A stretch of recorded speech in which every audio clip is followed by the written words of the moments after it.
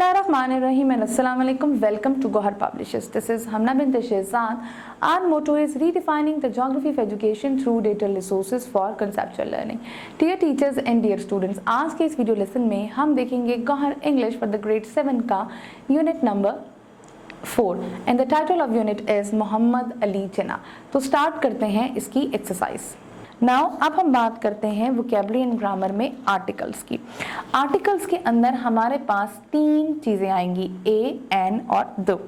ये आर्टिकल्स हमेशा ए, एन और द नाउन से पहले लगाए जाते हैं. हमेशा याद रखिएगा कि अब आर्टिकल्स दो तरह के होते हैं, डेफिनेट और इनडेफिनेट. इनडेफिनेट आर्टिकल्स की कैटेगरी में हमारे पास आता है ए और एन, यानी कि ये वो वाले आर्टिकल्स हैं जो कि नाउन को डेफिनेट नहीं बनाते. आकार, ऐसे, अ ट्री, एन एग. अब इसका भी एक रूल है कि इनडेफिनेट में ए और एन है. जो हमारे पास ऐसे वर्ड्स होंगे जो कि कॉन्सोनेंट लेटर से स्टार्ट हो रहे होंगे, कार, ट्री, कैट, टॉय, वो हमारे हमेशा आ लगाएंगे. और वो वाली चीज़ें जो कि वो वाले नाउन्स जो कि हमारे पास वाउल से स्टार्ट हो रहे होंगे, एग, एरोप्लेन, ईगलू, ऑस्ट्रिच, जो भी होंगे जो कि आपके स्टार्ट हो रहे होंगे वाउल से, वहाँ एन लगेगा. अब हमारे पास डेफिनेट नाउन है, यानी कि जो किसी चीज़ को डिफाइन करता है, प्रोमिनेंट करता है, द अर्थ, द सन, ठीक है. या अगर एक ही जुमले में पहले नाउन आ गया है कि दिस इज अ कैट और आगे ही वो कंटिन्यू हो रहा है, द कैट इज ब्लैक, तो यहाँ पे दिस इज अ कैट है और स्पेसिफिकली उसको डिफाइन कर चुका हुआ है, तो आगे वहां पे लगेगा द कैट. तो इसी तरीके से अब हम यहाँ पर देखते हैं अपना. Now fill in the blanks with a, an और the as needed. We live in a same street. I like to eat an apple a day. I have got an idea. The Spanish language is related to Latin. Qaid-e-Azam was the man of the principle, क्योंकि Qaid-e-Azam पहले define हो चुका. Put corruption down with an iron hand. The Muslim League represented the Muslims of common India. Jinnah played an important role in the creation of Pakistan. In the early days of his politics, he was the champion of the Hindu-Muslim unity. He had a great love for nature. His brother is an engineer by profession. Adjective. Adjective जैसे कि हम सब जानते हैं noun की qualities को describe करता है. एडजेक्टिव वो वर्ड होता है जो कि नाउन की क्वालिटीज को आपकी डिस्क्राइब करेगा. अब एडजेक्टिव की भी हमारे पास कुछ टाइप्स होती हैं. एडजेक्टिव एट्रीब्यूटिव भी होते हैं और एडजेक्टिव प्रेडिकेटिव भी होते हैं. Now what is the difference?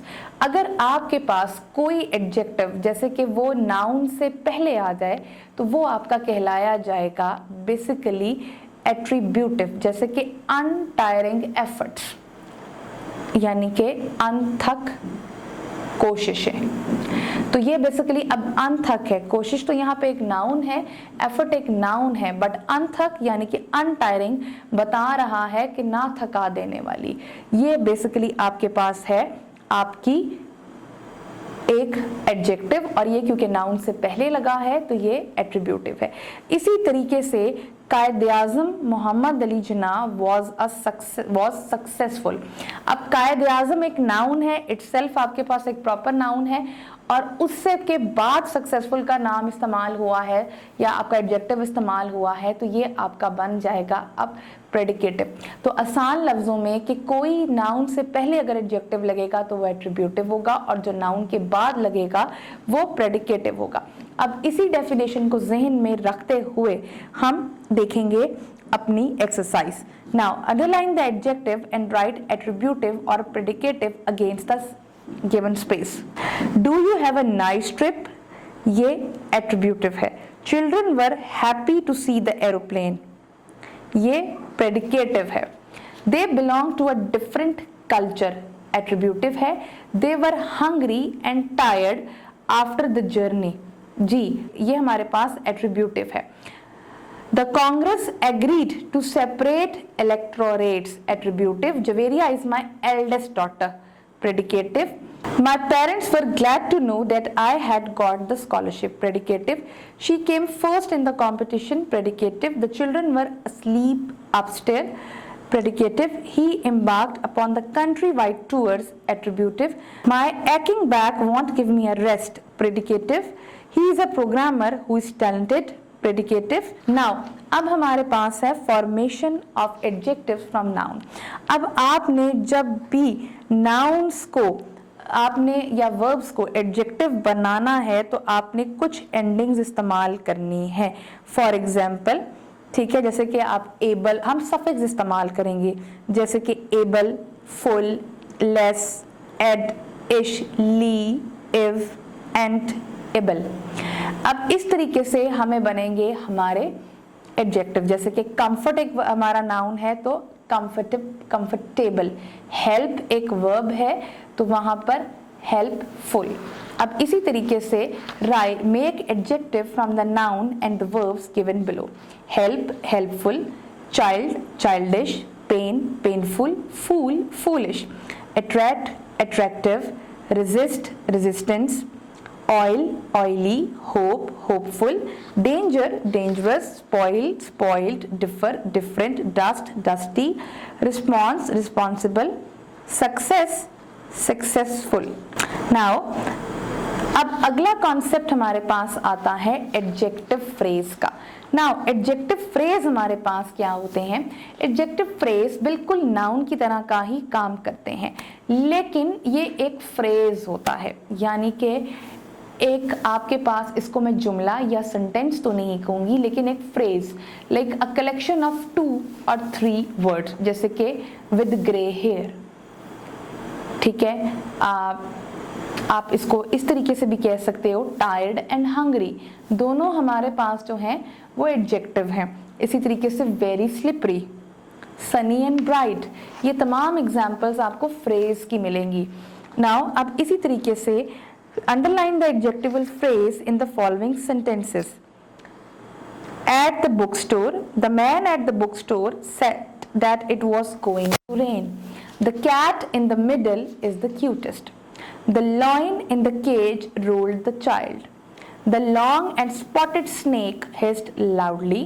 The demand for Pakistan had a tremendous impact on Indian politics. The man in the blue jacket wrote a letter. Use the following adjectival phrase in sentences. Very slippery. The road is very slippery. I am feeling very tired and hungry. He stood first in a class, so he is beaming with the joy. Sunny and bright. It is very sunny and bright today. Equally hostile. He is equally hostile and jolly. Annoyingly loud. He speaks annoyingly loud. Now अब हम चलते हैं writing skills पे। अब इसमें हमारे पास writing skills के बारे में हम बात करें तो सबसे पहले हमने डिक्टेशन वर्ड्स के करेक्ट स्पेलिंग निकालने हैं।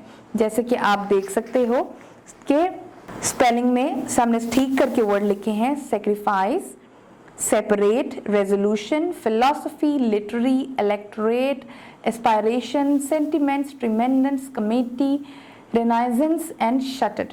नाउ अब हमारे पास आप स्क्रीन पे देख सकते हैं कि एक माइंड मैप है जिसमें कायदे आज़म की कुछ क्वालिटीज बताई गई हैं।